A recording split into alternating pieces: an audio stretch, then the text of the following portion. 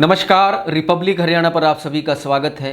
Indian national Lokdal के supremo Om Prakash Chautala jail से रिहा होने के बाद लगातार सक्रिय हैं। इसी कड़ी में आज वे कितलाना टोल प्लाजा पर पहुंचे। कितलाना टोल प्लाजा पर किसान आंदोलन कर रहे हैं। काफ़ी लंबे समय से चौटाला उनके बीच पहुंचे और आंदोलन के बारे में जानकारी ली। इसके साथ ही चौटाला निरंतर अपने कार्यकर्ताओं में भी जोश भर रहे हैं और यही नहीं, ओम प्रकाश चौटाला अपने पुराने साथियों के साथ भी लगातार मुलाकात कर रहे हैं या फ़ोन के जरिए भी बातचीत कर रहे हैं। आपको आज इस वीडियो में जानकारी देंगे कि चौटाला जेल से रिहा होने के बाद किस किस तरीके से रणनीति बनाते हुए आगे बढ़ रहे हैं। पहले वे सिंगू बॉर्डर भी पहुंचे, उससे पहले पलवल में गए, टिकरी बॉर्डर पर भी गए और आज कितलाना टोल प्लाजा में गए। आने वाले समय में इनेलो सुप्रीमो ओम प्रकाश चौटाला का क्या प्लान है और उनकी केसी त्यागी से मुलाकात कैसे रही और नीतीश कुमार से उन्होंने फ़ोन पर क्या बातचीत की, इस पूरे वीडियो में आपको जानकारी देंगे। इंडियन नेशनल लोकदल के सुप्रीमो ओम प्रकाश चौटाला पुराने तेवर और कलेवर में हैं। शनिवार को वे कितलाना टोल प्लाजा पर पहुंचे, किसानों के साथ बातचीत की, कार्यकर्ताओं का हौसला भी बढ़ाया। इसके साथ ही चौटाला लगातार अपने पुराने साथियों से मिल रहे हैं। इस कड़ी में जनता दल के महासचिव केसी त्यागी ने शुक्रवार को ओम प्रकाश चौटाला से गुरुग्राम स्थित उनके निवास स्थान पर एक शिष्टाचार मुलाकात की। केसी त्यागी ने ओम प्रकाश चौटाला का हालचाल जाना और करीब 2 घंटे तक उनके निवास स्थान पर रहे। दोपहर का भोजन भी दोनों ने एक साथ किया।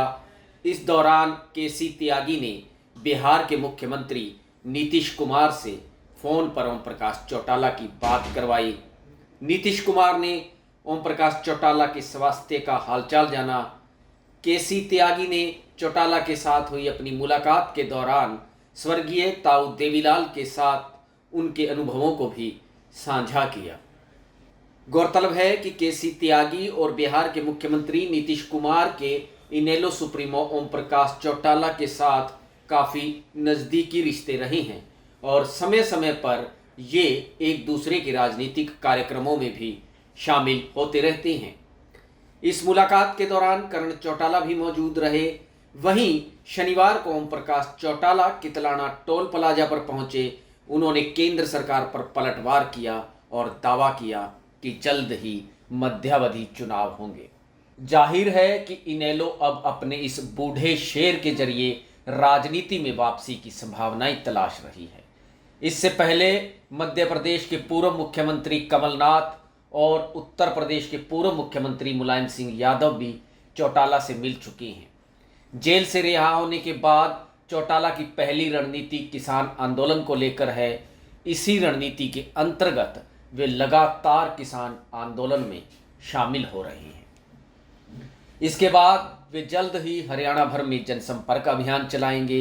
यही नहीं, चौटाला इतने अधिक एक्टिव हैं कि उन्होंने इलाहाबाद उपचुनाव लड़ने को लेकर चुनाव आयोग में अपील भी दायर की है।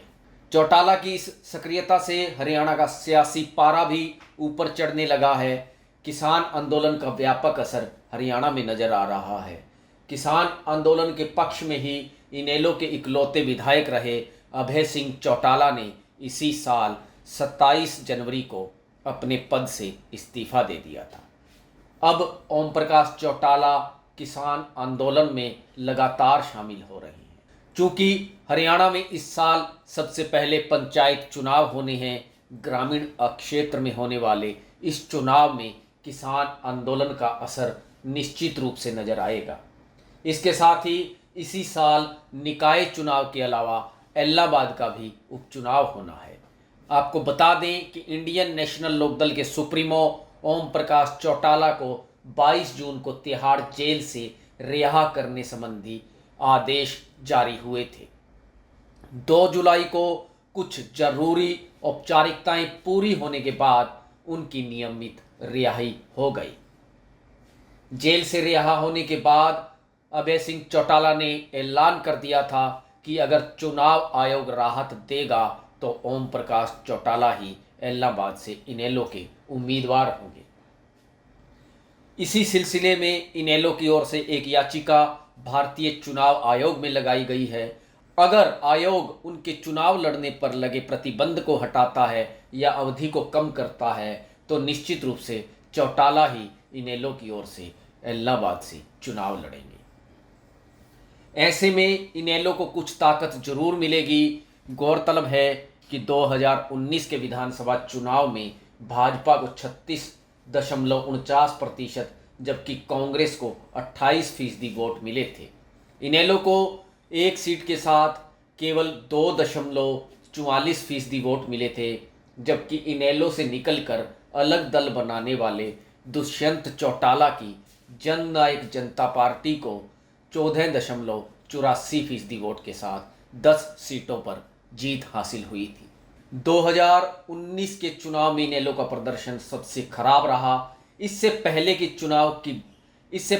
चुनावों की बात करें तो साल 2000 में इनेलो को लगभग 43.5% वोट के साथ 47 सीटों पर जीत मिली थी। 2005 में इनेलो ने लगभग 27% वोट के साथ 9 सीटों पर जीत दर्ज की। 2009 में 26.50% वोट के साथ 31, जबकि 2014 में 24.73% वोट के साथ इनेलो को 19 सीटों पर जीत मिली थी। सियासी पंडित मानते हैं कि इंडियन नेशनल लोकदल का एक परंपरागत वोट बैंक रहा है। एक खास पट्टी में इनेलो हमेशा से प्रभावी भूमिका में रही है। हालांकि 2019 के विधानसभा चुनाव में जननायक जनता पार्टी ने इस वोट बैंक में काफ़ी हद तक सेंध लगाई थी।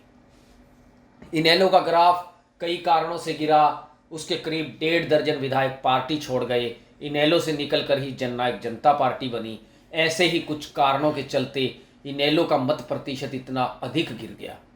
सियासी पंडित मानते हैं अब अपने कोर वोट बैंक को वापस लाने के लिए चौटाला पूरे प्रयास करेंगे।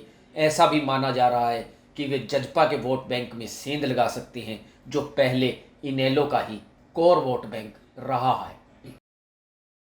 तो आप देख सकते हैं कि किस तरीके से 86 साल के चौटाला जो है वो लगातार सक्रिय हैं। वे अपने पुराने कलेवर और तेवर में नज़र आ रहे हैं। उनके इन कलेवर और तेवरों के चलते जो है उनके कार्यकर्ताओं में भी जोश साफ देखा जा रहा है।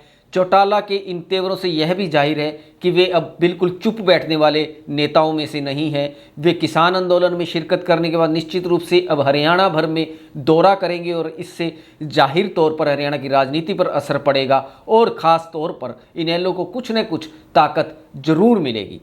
आप देखते रहिए रिपब्लिक हरियाणा। और यह वीडियो आपको कैसा लगा हमें कमेंट करके ज़रूर बताएं। अगर आप ये वीडियो फेसबुक के जरिए देख रहे हैं तो हमारे पेज रिपब्लिक हरियाणा को फॉलो करें, और यदि आपने हमारे चैनल रिपब्लिक हरियाणा को सब्सक्राइब नहीं किया है तो आप हमारे चैनल रिपब्लिक हरियाणा को सब्सक्राइब कर लीजिए और बेल आइकन को जरूर दबाएं ताकि लेटेस्ट वीडियो की नोटिफिकेशन आप तक पहुंच सके। आप देखते रहिए रिपब्लिक हरियाणा।